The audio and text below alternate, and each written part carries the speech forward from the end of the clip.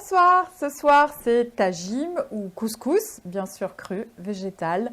Et je vous invite et je vous apprends toutes les étapes et vous verrez, vous allez pouvoir réaliser ce somptueux plat qui va ravir tous vos convives. Bonjour, bienvenue sur la chaîne Cru Life. Bienvenue à la maison. Donc aujourd'hui c'est tenue grenouillère, j'arrive de la montagne donc vous êtes comme à la maison, comme si vous y étiez partie de la famille. Voilà, je suis ravie de vous proposer cette recette qui est un peu plus longue à préparer, mais vous verrez rien de compliqué, juste quelques préparations à faire. L'idéal, c'est de le préparer la veille, il est bien meilleur, ou alors le matin pour le soir. Bon, alors, on y va, on attaque. Alors, par quoi est-ce qu'on va commencer? On va commencer par nos petits légumes. Donc, j'ai préparé des petits légumes que j'ai coupés en carrés. Donc, à l'intérieur, il y a 4 carottes, il y a une courgette, il y a une cup et demie de pois chiches, non, une cup de pois chiches uniquement, un poivron rouge et 200 g de courge sucrine. Voilà. Donc j'en ai déjà préparé la moitié, je vais vous montrer. Donc déjà pour cette partie, une fois que vous les avez coupés comme ça en cubes, les pois chiches, ce que je n'ai pas annoncé, ont été bien sûr trempés toute la nuit et germés. Si vous les regardez de près, hop, vous voyez, vous avez le petit germe. Hop, donc en une nuit, vous avez ça comme résultat. Donc à votre mélange, vous allez ajouter 2 cuillères à soupe d'huile d'olive.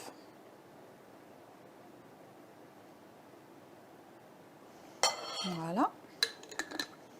Une cuillère à soupe d'un sucrant quelconque. Moi, j'ai choisi du sirop d'agave. C'est pour enlever l'amertume. Donc, vous voyez, c'est une cuillère, c'est pas beaucoup, hein, mais ça suffit amplement. Du sel, un petit peu.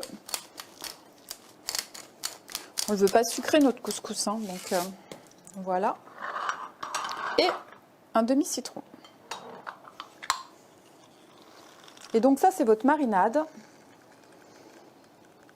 Et vous allez mettre, si vous avez un déshydrateur, vos légumes au déshydrateur en fonction du temps dont vous disposez. Moi, si vous le préparez le matin pour le soir, vous pouvez le mettre à partir de 2 heures. Pour le soir, ce sera parfait. Vous pouvez le mettre beaucoup moins, bien sûr. Hein. Là, en l'occurrence, cette partie-là va rester 1 heure dans le déshydrateur. Hop, voilà. Donc,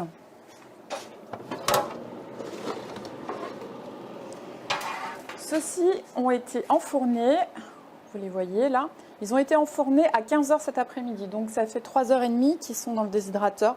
Ils sont bien, hein. Franchement, ils sont super.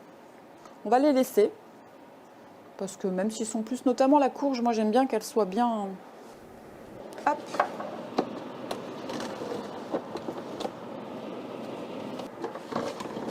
Ce qu'on va faire, on va pas se prendre le chou, on va...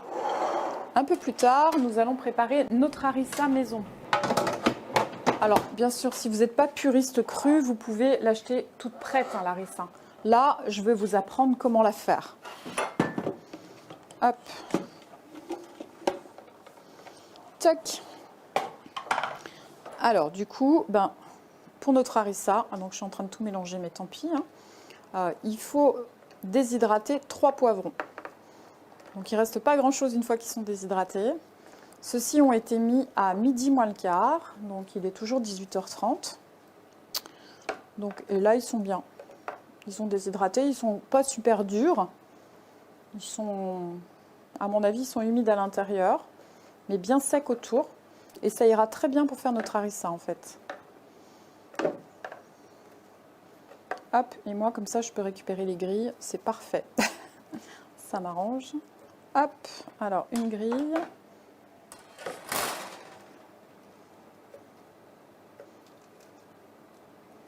Donc ça, on s'en occupera tout à l'heure de la harissa. On va faire les choses dans l'ordre.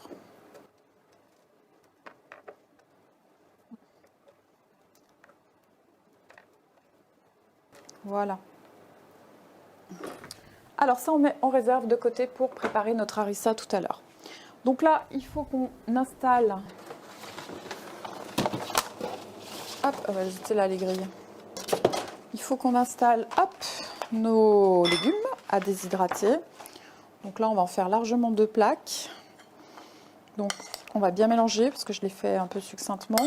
Donc, de façon à ce que la solution grasse et sucrante et le sel soient parfaitement répartis. Voilà. On va faire 2 plaques, ce sera bien.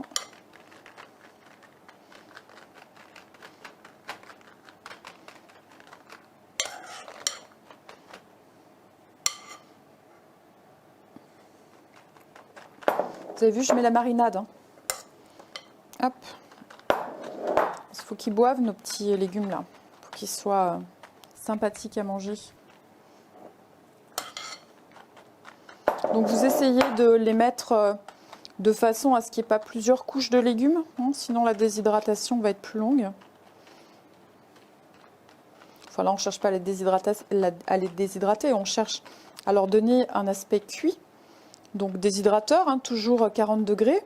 Enfin, si vous pouvez régler sur 42, vous pouvez aller jusqu'à 42. Moi c'est 40 ou 45, donc c'est 40 en l'occurrence.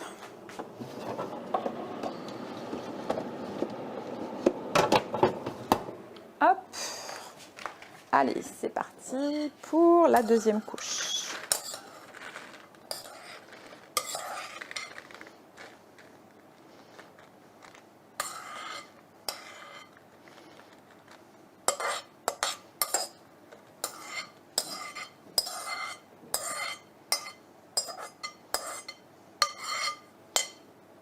Voilà.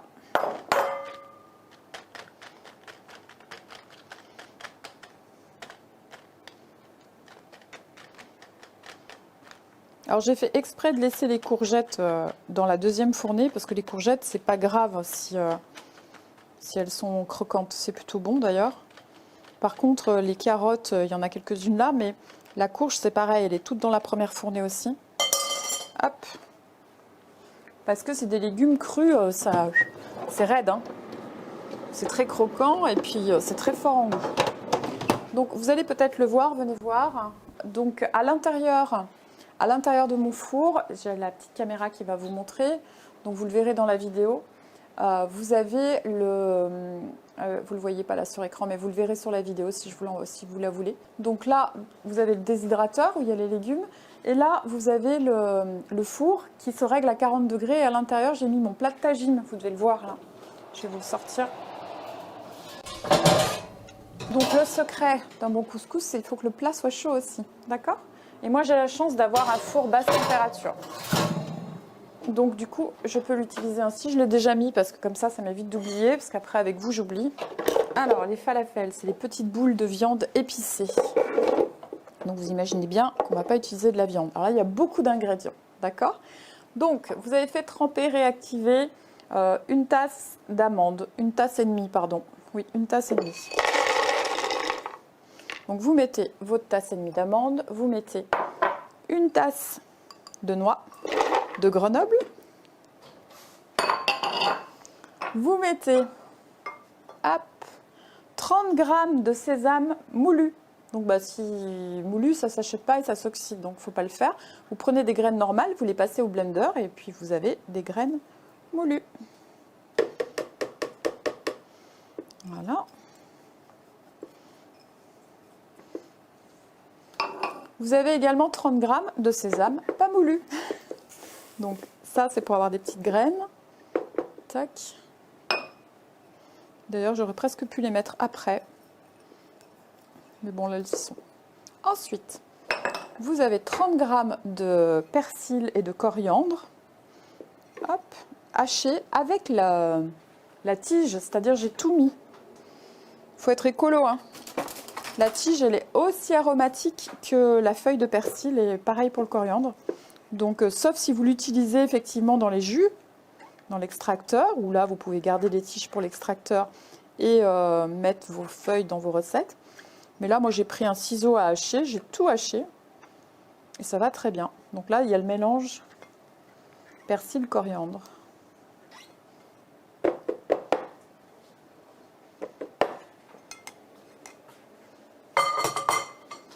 Voilà, du sel, du poivre. Donc là, après, c'est à votre convenance, hein, vous goûtez, puis si c'est pas à votre goût, vous en rajoutez.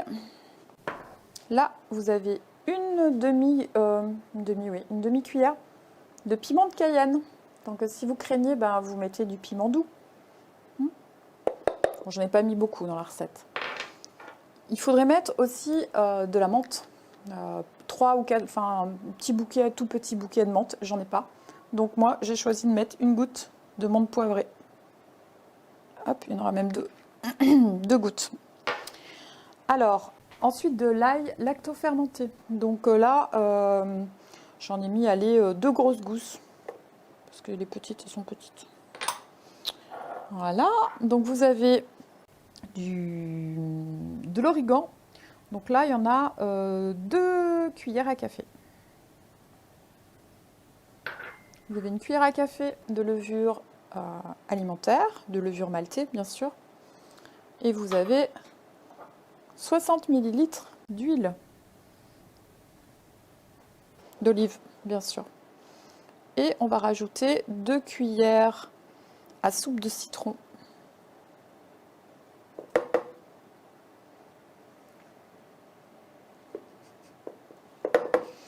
Hop.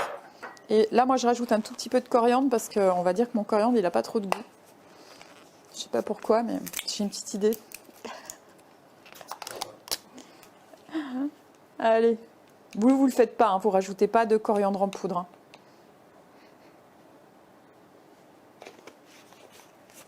Hein. Hop. Moi, c'est parce qu'il y a eu une petite adaptation. Alors, un couteau. Je dois avoir ça dans cette cuisine, normalement. Un couteau. Donc 2 cuillères à soupe de citron. Moi, je vais mettre une petite moitié. Que ça fasse à peu près 2 cuillères à soupe. Hop, évitez les pépins.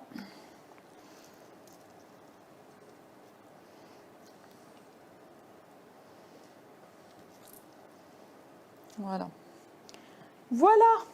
Et là, maintenant, on va faire nos petites bouboules. Allez, au robot la S.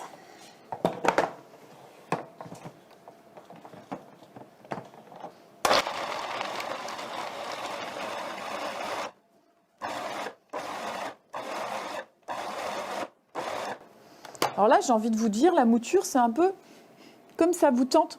Waouh, c'est énorme.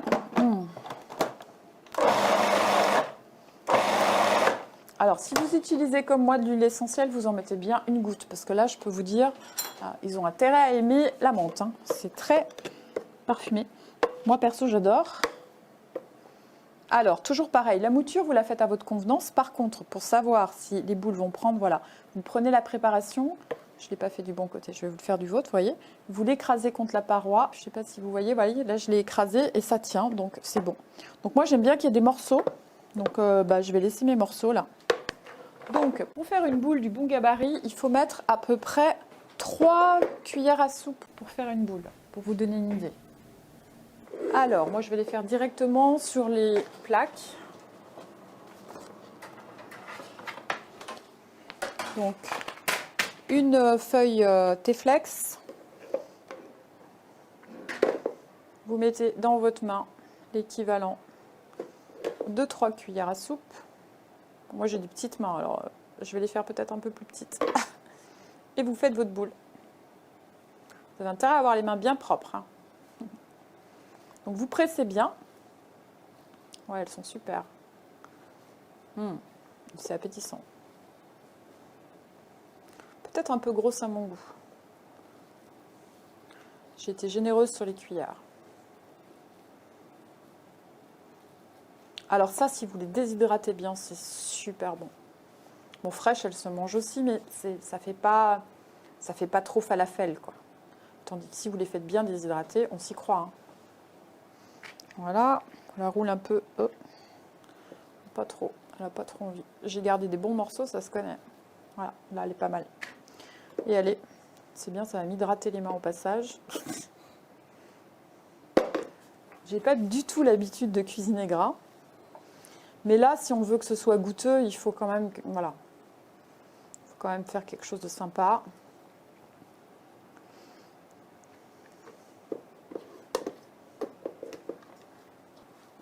Plus vous les faites petites, plus elles se déshydrateront rapidement. Donc, à vous de voir, hein, en fonction du temps dont vous disposez et puis de vos simples goûts, hein, tout simplement. Moi, je vais les faire un peu plus petites. Parce qu'elles ne vont pas avoir beaucoup de temps pour déshydrater mes boules. Mais bon, 2,5 c'est bien. Hein. Ça fait des jolies boules sympas. Donc là, on fait un couscous copieux, hein, d'accord, pour 6 personnes. Hein. Et des bons mangeurs. Hein. Alors, on va faire 2 choses. Donc là, je vais enfourner dans le déshydrateur mes boules.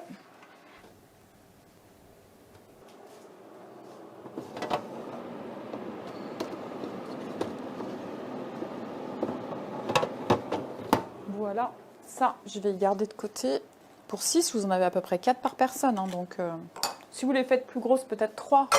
Mais je vous garantis que quand vous avez mangé ça, vous avez votre dose. Hein. C'est très bon, mais c'est riche. Par contre, c'est très bon. Il y a plein de recettes, mais moi, ça, c'est vraiment ma préférée. Donc, je vais être obligée de laver mon matériel, puisque je vais en avoir besoin tout à l'heure pour la semoule. Et ayant les mains très grasses, ce sera l'occasion de les dégraisser pour pouvoir faire le reste. Hop. Donc ça, vous le mettez au frais. Hein, on ne laisse pas les aliments comme ça. Vous pouvez filmer et mettre au frais, si vous faites comme moi. Alors, nous allons, hop, tenter la ressa. Alors, pour la ressa, il nous faut 1 cuillère à soupe d'huile d'olive.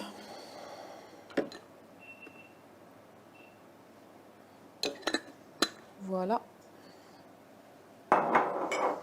Il nous faut 1 cuillère à café de graines de carvi. Il nous faut 2 piments. Alors attention, hein, piment oiseau j'ai mis. Hein. Vous n'êtes pas obligé de mettre du piment oiseau. C'est, d'accord, caliente. Hein. Moi j'adore. Mais ça je le laisserai à part. Les gens se serviront de cette sauce. Donc comme ça évitera que les gens qui craignent un peu se fassent arracher la bouche. Toujours pareil. Alors là on a, que je me rappelle, 1, 2, 3, 4 tomates séchées. Donc je vous le dis toujours, je les découpe pour aider mon blender. Bon là j'ai un super blender, ça va aller, mais c'est pas la peine de le fatiguer. En fait c'est très dur. Donc une bonne paire de ciseaux ça va bien. Vous les réduisez. L'huile d'olive c'est fait. Alors, ensuite il y a une gousse d'ail, mais elle est facultative. Donc vous n'êtes pas obligé dans la ressa de mettre de l'ail. Moi je trouve que c'est super bon, donc moi je vais la mettre. Mais si vous voulez la faire puriste, vous la mettez pas.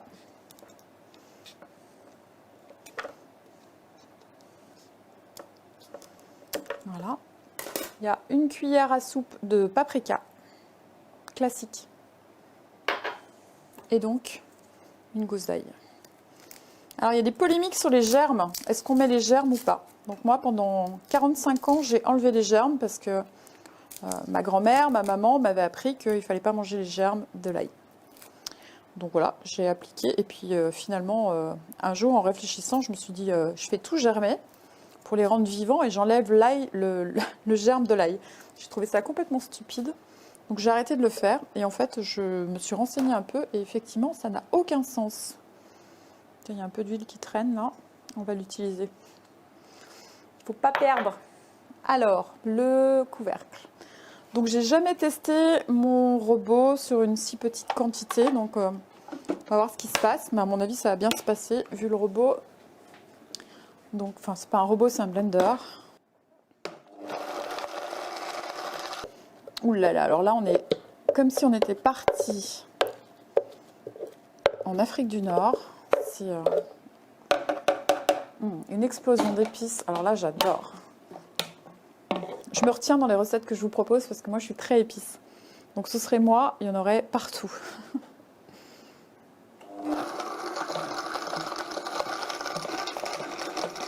Ah, il a beau être hyper puissant. Bon, en fait, il faut l'aider. Il suffit d'ouvrir et puis d'aller chercher la matière sur les côtés. C'est pas bien compliqué, mais c'est bête. Là, c'est assez humide, c'est bien. Donc voilà. Là, normalement, vous avez une belle harissa sous forme de purée. Donc, vous ne faites pas la même erreur que moi. Vous mettez bien dans un plus petit récipient. On va préparer un accompagnement. Donc, cet accompagnement est composé d'une tasse de raisin que j'ai fait réhydrater dans l'eau plusieurs heures. Donc là, ils sont gonflés, ils sont beaux. Vous allez mettre du gingembre. Faut aimer, hein. Mais moi, en l'occurrence, j'adore. Alors, tac, tac, tac. Moi, j'utilise le pressail, en fait, pour récolter le jus du gingembre. Donc, normalement, il faut en mettre un cube d'1 centimètre. Moi, j'y suis peut-être allée un peu fort, là. Je vais y aller mollo parce que mes enfants, je vais les retrouver collés au plafond. Le gingembre, ça réchauffe. Donc, l'hiver, c'est vraiment une bonne idée, hein, d'accord? Donc, les frileux et les frileuses, parce qu'en général, c'est plutôt les femmes, carburez au gingembre à haute dose en hiver. Ça va vraiment vous aider à réguler votre température. Moi, je peux vous dire que je m'en prive pas. Étant une super frileuse. Tac. Voilà. Alors, ensuite, on va couper hop, des petits cubes. Je vais prendre mon super couteau japonais. On va couper des petits bouts de céleri branche. Donc vous prenez un céleri branche. Voilà. Moi j'y vais mollo parce que celui-là il découpe le doigt et la planche avec. Hein. Donc j'y vais mollo mollo. Je pourrais émincer beaucoup plus rapidement mais je ne m'amuse pas à faire ça.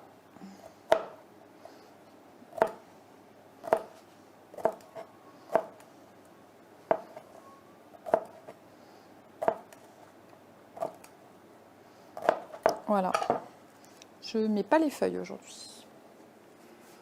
Du poivre, un petit peu de poivre, un petit peu de sel. Vous avez remarqué que pour une fois je sale. Hein. Hop, mes petits tronçons. Donc ça c'est pour mettre en fait en garniture dessus. D'accord? Et le truc, l'ingrédient magique. Bon, ça c'est optionnel hein, parce que c'est relativement cher, donc vous n'êtes pas obligé de faire ce que je vais faire. Vous pouvez rajouter une demi-cuillère à café de safran. Alors, moi, je le prends plutôt hop, à la fourchette. Vous répartissez les filaments. C'est une épice très chère et précieuse.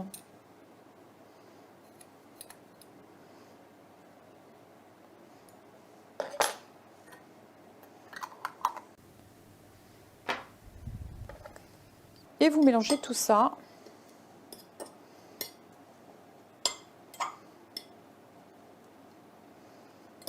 Et vous pouvez mettre... Alors, moi, je ne mettrai pas au déshydrateur, ça. Vous pouvez. Moi, je vais peut-être plutôt le mettre dans le four à 40. Ou dans le déshydrateur, à votre convenance. Alors, attention à l'hydrométrie de votre semoule. Donc là, vous voyez, vu que j'ai relavé mon bol de mixeur, je l'essuie parce que normalement les proportions, enfin l'hydrométrie que j'ai prévue, elle est bonne. Donc il ne faut pas rajouter de liquide. Ça, moi je suis très vigilante à ça parce que dans le cru, vu qu'il n'y a pas de cuisson, on peut complètement rater une recette si c'est trop humide. Des fois c'est super bon, enfin surtout quand on débute, on fait des trucs super bons parce que souvent quand on débute on suit des recettes, sauf qu'on ne fait pas attention à ce genre de détails. Et puis, bah, on plante la recette, puis on dit « Ouais, elle est nulle la recette !» Tac, donc faites attention à ça. Voilà, donc hop, on remonte nos petits matériels. Donc, vous allez mettre 1,5 tasse d'oléagineux, celle de votre choix. D'accord? Ça fonctionne avec toutes.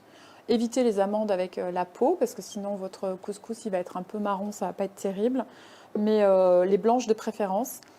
Bah, au goût, la noix de cajou est délicieuse, mais moi j'aime pas trop l'utiliser. Vous savez pourquoi? Parce elle a été ébouillantée pour enlever le caoutchouc qui est autour, donc elle n'est pas crue. Sauf si vous l'achetez crue, mais là vous le savez puisque vous l'achetez sur internet et qu'elle est très chère. Là en l'occurrence, moi j'ai pris des... je sais jamais si c'est macadamia ou Brésil. Les rondes. Hop. Voilà, ça doit être macadamia. Donc là, il y en a une tasse et demie. Donc évidemment, je les ai fait je les ai réactivés, mais aussi je les ai abondamment rincés parce que ça, il y a vraiment, ça rend beaucoup de cochonneries. Donc c'est comme la noix de cajou, il faut vraiment, c'est important. Donc là, on va commencer par mixer nos oléagineux. Vous allez mettre un tout petit peu.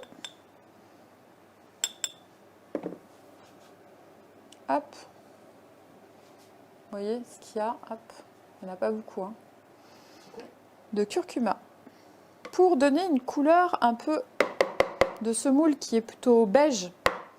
Parce que quand vous allez voir ce que l'on met à l'intérieur, vous allez comprendre. Parce que l'ingrédient principal, c'est du chou-fleur. Et il se trouve qu'il est très frais, il est magnifique et il est très blanc. Donc là, vous en mettez peu. Il n'y aura pas réellement le goût. Et même si tant est qu'il y a un peu le goût, c'est pas gênant. Ça va venir modifier un petit peu le goût du chou-fleur. C'est pas mal du tout. Allez.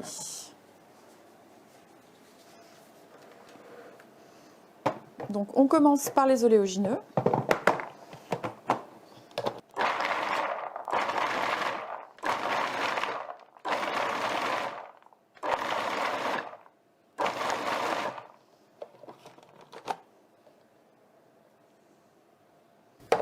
Hop.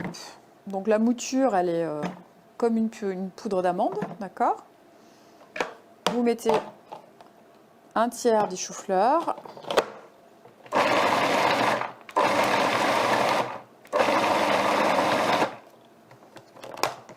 Vous avez vu, je mets pas beaucoup, pas tout d'un coup, parce que sinon le pauvre, il en peut plus, quoi.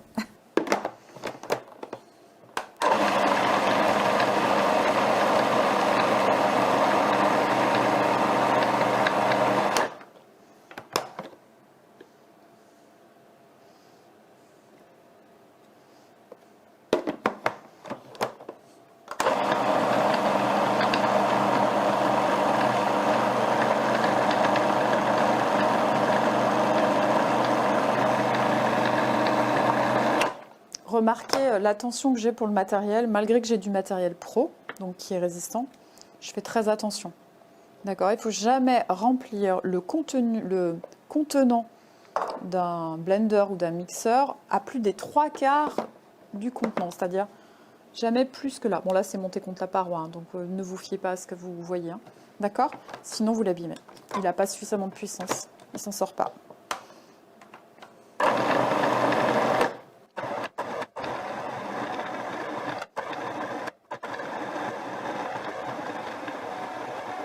Alors là, il y a un petit truc quand même. Vous avez vu? Peut-être pas, non, vous n'avez pas dû voir.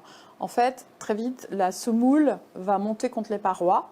Et donc, il vous reste un espace entre la lame S et donc la paroi qui s'est recouverte donc, de la semoule.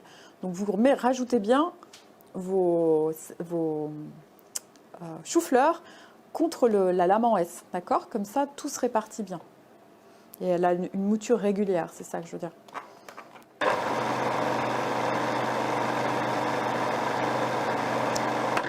Ça y est, ça me paraît top, je vérifie. Mais... Puis alors la couleur, là, c'est impeccable. Alors, on va un petit peu... Ouais, elle a vraiment l'aspect. Puis elle a vraiment la couleur, tout. Enfin, c'est bluffant. Bon, je vous avoue que sur Internet, vous n'allez pas trouver cette recette. Hein. C'est vraiment pure invention. C'est à force d'essayer que j'ai... voilà, je trouve que vraiment, c'est à s'y méprendre. Ce qui pour moi me paraît le plus bon. Ça a quand même le goût du chou-fleur, hein, d'accord? Mais au niveau de l'aspect, c'est vraiment top. Et ça adoucit le chou-fleur. Sinon, le chou-fleur cru, moi, j'ai un peu de mal. Hein. C'est trop fort pour mes papilles. Juste un petit coup pour mélanger.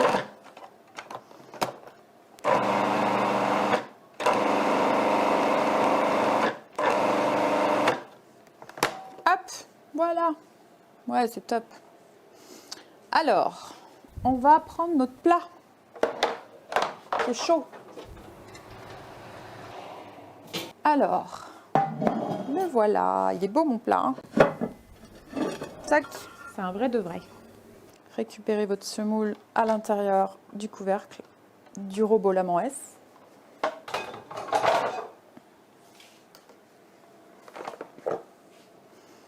Ça tombe bien parce que pour moi, elle est légèrement trop humide. Donc, on va la mettre au four, toujours à 40 degrés, hein, j'insiste lourdement. Donc, vous avez vu, j'ai pas mis d'huile. Vous pouvez, hein, si vous voulez. Mais moi, mes oléagineux, ils venaient d'être trempés. Je venais de les rincer. Donc, ils étaient humides. Donc, si je rajoutais de l'huile, ça rajoutait encore de l'hydrométrie. Enfin, dans la texture, en tout cas, c'est pas de l'hydrométrie parce que le gras, c'est pas du liquide, c'est pas de l'eau, mais ça donne un aspect pâteux qui me plaît pas du tout. Donc, là, en l'occurrence, puis dans les préparations, il y a déjà pas mal d'huile à mon goût. Moi, je suis vraiment pas Miss Gras. Notre pauvre foie, il a besoin qu'on l'épargne. Donc, si vous faites comme moi, que vous avez un plat à tagine, vous mettez bien sans couvercle pour finir les préparations, puis pour que ça sèche un peu. À la fois, il se réchauffe, mais surtout, il s'assèche. Donc, vous répartissez, vous cassez un peu les mottes quand il y a des mottes. Hein, c'est comme de la semoule. Vraiment, le secret, c'est le curcuma, hein, vous avez vu, parce que sinon, ça aurait été hyper blanc. Mes confrères et consoeurs, souvent, le laissent hyper blanc.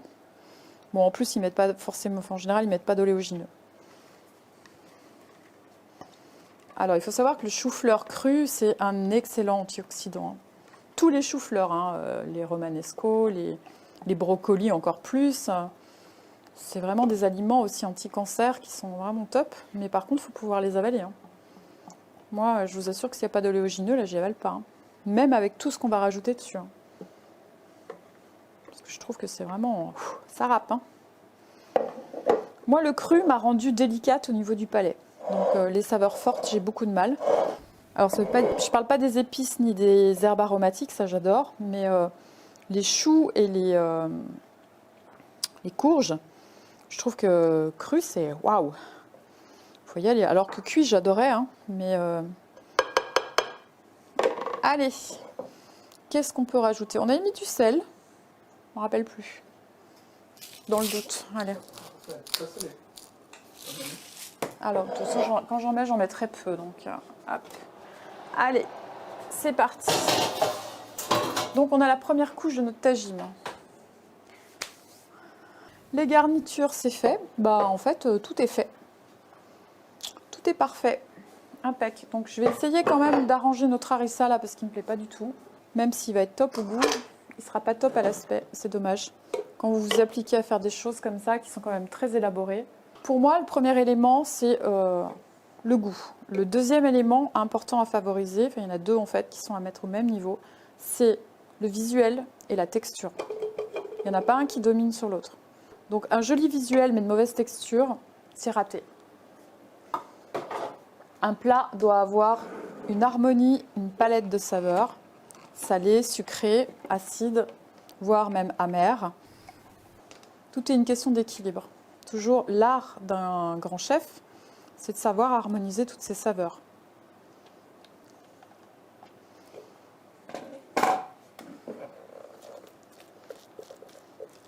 Ouh, ça, moi, j'adore. En fait, j'aurais dû faire moins déshydrater mes poivrons. Voilà, je vais rajouter un peu de liquide parce qu'à mon goût, il n'y en a pas assez. C'est aussi pour ça qu'il peine. Donc allez-y mollo avec l'eau, hein, parce que sinon on ne voit pas trop l'intérêt de déshydrater si vous rajoutez des tonnes d'eau, bien que ça condense les saveurs, donc c'est pas inintéressant. Là ça y est, c'est lourd, on va pouvoir faire quelque chose.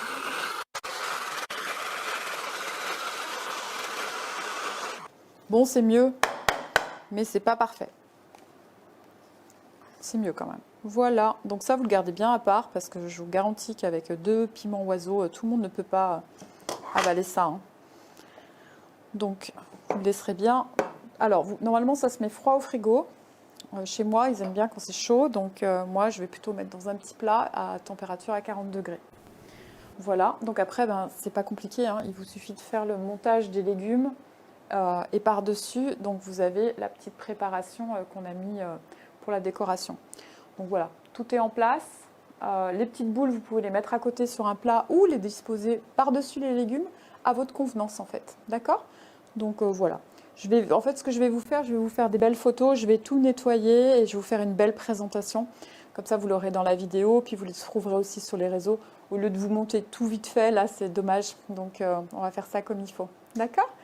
Bon, bah écoutez, j'étais ravie de partager ce petit trésor avec vous. Je pense que si vous respectez la recette, vous n'allez pas être déçus du voyage. C'est vraiment une super recette. Donc je vous dis à tout bientôt, je vous dis à la semaine prochaine. Et puis si je suis productive, j'en referai une autre sur YouTube. Allez, bonne soirée et bonne dégustation pour ceux qui font en même temps que moi. À bientôt!